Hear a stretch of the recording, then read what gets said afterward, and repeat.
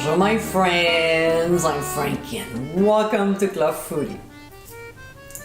If you enjoy Chinese food, you've obviously been to a Chinese restaurant several times. Depending on where you went, you probably saw a little bottle on a table next to the soy sauce filled with red pepper flakes and hot peppers. Well, here's how to make this tasty condiment. In today's episode, I'll show you how to make my chili oil.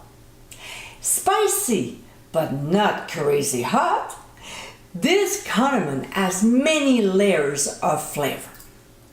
This is a lovely oil to add to many dishes such as soups, dumplings, stir fries, and so on. So my friends, let's get cooking. Before we start, it's very important that we use a large, thick container like this one, a Pyrex measuring cup. Why it's important?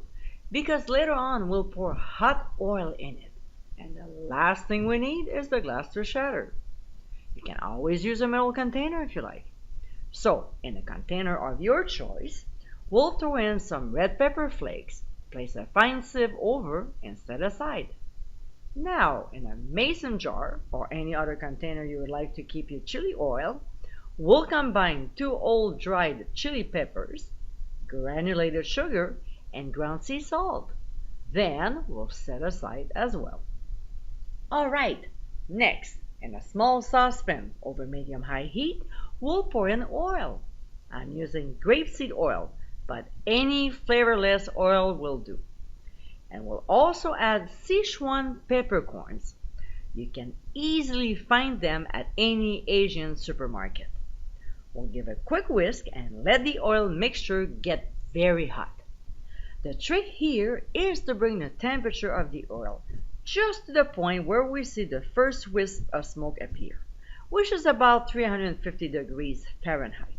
We don't want to go further.